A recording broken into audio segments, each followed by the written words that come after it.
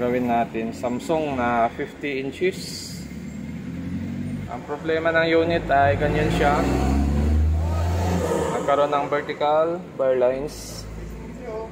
Ito yung kanyang power supply, mainboard. So nagawa na natin to ng 24 December. Backlight ang pinalitan natin dyan. Saka kinonvert na rin natin yung supply ng ilaw. Ngayon ang problema naman niya ay panel issue. So yung ilaw na ito ay gamit sa T-con. So try natin kung makuha pa ito sa repair, kung ito ba ay nare-repair or hindi.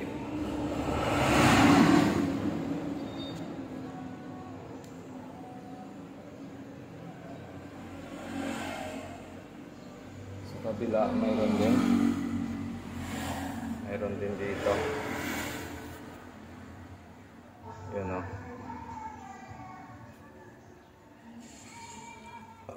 Ang nakasulat naman doon ay ganun din, resistor din. So yung ganitong T-con, pag tinanggal mo yung isang side ay walang display, blanco. Nagpo-protect yung DC to DC nito. Tingnan natin kung mag-blink. Okay, hindi naman. So, kailangan nakakabit lahat ng ribbon pag nag-test kayo nito. Kasi hindi yan talaga makikita yung display sa screen pag hindi nakakabit yung ribbon. So, pag ganito, mag-actual tayo. Actual tayo ng remove ng resistor na lang siguro. Hanapin natin dito kung saan yung clock signal. Tapos, i-remove natin. Tapos na natin siyang i-repair. Dito, nag-try tayo mag-check. So ginawa natin, lumipat tayo dito sa kabila kasi sa kabila ay medyo parang di natin na tapa doon yung init ng ating glass. Ito kasi mayroon pa siyang display, kaya lang nagkakaroon siya ng vertical bar lines. Kaya nag-try muna tayo mag-observe ng glass natin. So kinapa natin yung glass natin dito. Nararamdaman natin na medyo maaligamgam yung side na ito. Medyo mas mataas yung init nito kaysa init niya dito. Kaya nagduda tayo na maaring kung saan yung side na mainit, pwede doon yung problema.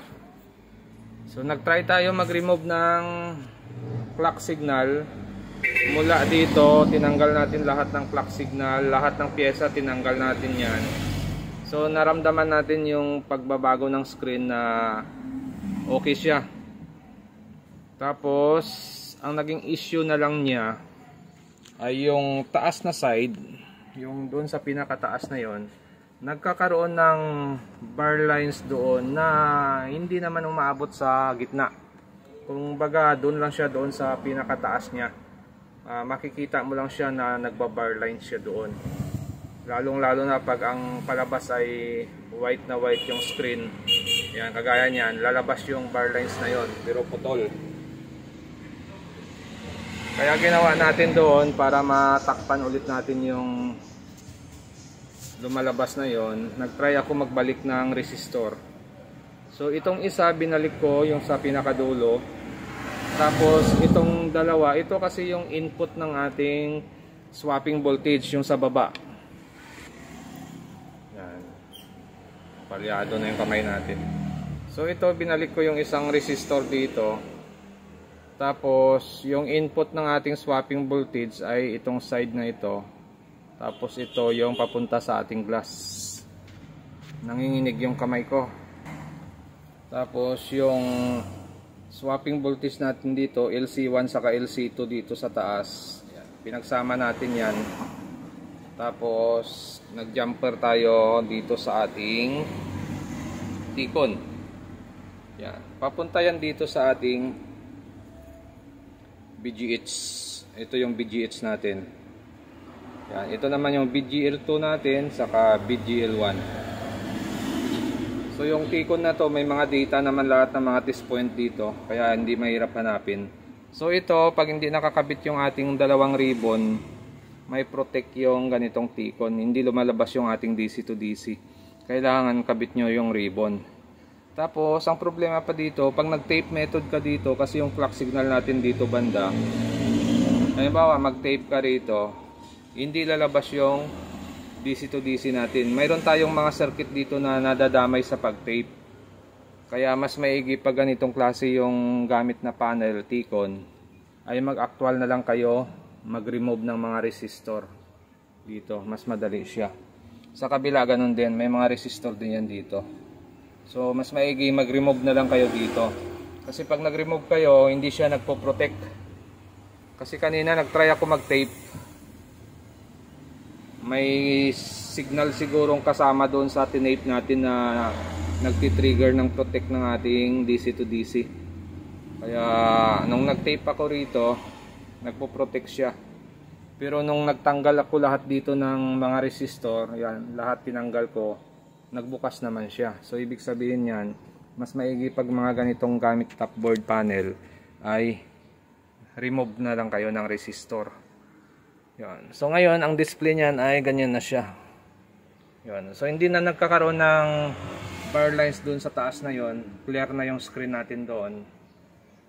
Yan. Pati yung baba. Okay. So ibig sabihin ito, itong side na to good pa ito. Tapos itong side na to ang may problema na. So nagawa na rin natin siya dati. Ito 2024 lang, nung December lang to natin ginawa, backlight issue. Tapos nagkaroon naman siya ng problema sa T-con, sa panel.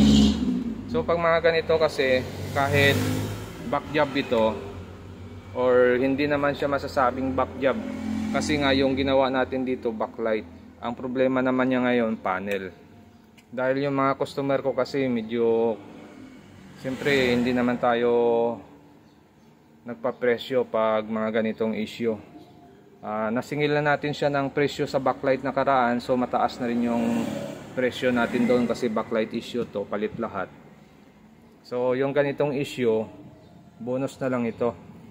Bibigay ko na ito sa may-ari na walang bayad dito. So siya na bahala kung mag-aabot siya or hindi. Pero ibibigay ko sa kanya ito ng libre. Wala tayong presyong kukunin dito.